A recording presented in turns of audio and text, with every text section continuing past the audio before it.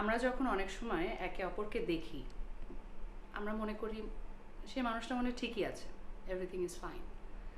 For example, এখন আপনি আমাকে দেখে ভাবতে পারেন আমি সাজগোজ করে হাসি মুখে সুন্দর হয়ে বসে আছি। তাই বলে কি আমার কোনো রকমের মন খারাপ হয় না? আমার কি এংজাইটি হয় না? আমি কি আপসেট হই না? আমি কি কোনো রকমের মেন্টাল হেলথের যে ইস্যুসগুলো সেগুলো ফেস করি না? করি। সো আমরা আশেপাশে সবসময় কিন্তু দেখি আমাদের ফ্যামিলি মেম্বার্সদের মধ্যে, আত্মীয় স্বজন, ফ্রেন্ড সার্কেলদের মধ্যে মনে হয় সব কিছুই পারফেক্ট। পারফেক্ট যে না তা না, আলহামদুলিল্লাহ, of course it's all about mindset. অনেক কিছু ইমপারফেক্ট থাকার পরে আপনি যদি নিজেকে বোঝাতে পারেন যে না সব পারফেক্ট আছে, তাহলেই পারফেক্ট। কিন্তু সবাই সেটা পারে না, এবং আমিও পারতাম না। এখন সময়ের সাথে, বয়সের সাথে অনেকটা কোপ আপ করতে পারি, কিন্তু আমারও কিন্তু এরকম সময় গেছে যখন আমি মেন্টাল হেলথে ভুগেছি। এবং এটা নিয়ে ডিসকাস করাটা না করাটা যে দরকার বা করা উচিত না, এই ট্যাবুটা তো এখন আমরা ভাঙার চেষ্টা করছি, কিন্তু পুরোপুরি কি ভাঙতে পেরেছি এখনো? সো আমার কিন্তু মানে মেন্টালি অনেক anxiety and depression and upsetness হতো, স্পেশালি 2020 সালে মহামারীর সময় আমার অনেক এংজাইটি হতো। কেউ বুঝতো না, আবার অনেকেরাই বুঝতো, কিন্তু আমার হতো। 2021-এ আমি আমার বাবাকে হারাই, তারপরেও আমার মধ্যে অনেক এংজাইটি গিয়েছে। সো আমার মনে হয় এই ইস্যুটাকে আমাদের আসলে অ্যাড্রেস করা উচিত, এটা নিয়ে আলাপ করা উচিত, কথা বলা উচিত। বাড়িতে যেই আছে, আপনার ভাই বোন, আত্মীয় স্বজন, যার সঙ্গেই আপনি মিশেন না কেন, সব সময়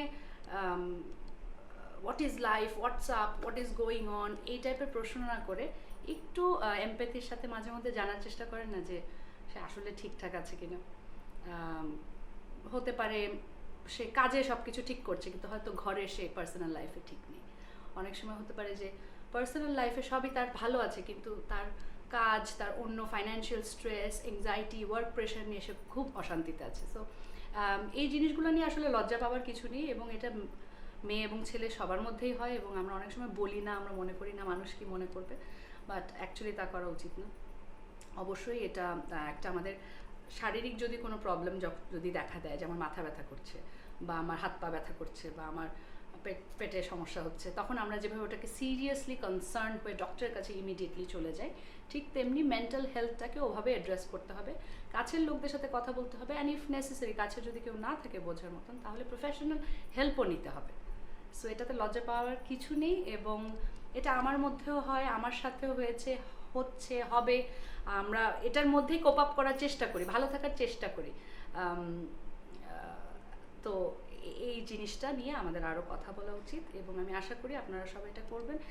একটা জিনিস নিজেকে বোঝানোর চেষ্টা করবেন যে আসলে ভালো দিন যেভাবে বেশি দিন বেশি সময় থাকেনি, খারাপ দিনও থাকবে না। So everything is temporary. কোনো কিছুকে একদম মনের মধ্যে হোল্ড করে নিয়ে খুব কষ্টে থাকার কিচ্ছু নেই, কারণ সময় অলওয়েজ বদলাতে থাকে, অলওয়েজ। খারাপ সময় আসলে ভালো সময় আসে, আবার খারাপ সময় আসে। খারাপ সময় ধৈর্য নিয়ে চুপচাপ ঠান্ডা মাথায় থাকতে হবে, দোয়া পড়তে হবে, নামাজ পড়তে হবে, ভালো কাজ করতে হবে, এবং ধৈর্য নিয়ে চুপ করে থাকতে হবে, এবং ভালো সময় ওটাকেও এনজয় করতে হবে। So everything is temporary. এটা মাথায় যতটা নিয়ে নেবেন তত দেখবেন যে কোনো সমস্যায় খুব বড় মনে হবে না।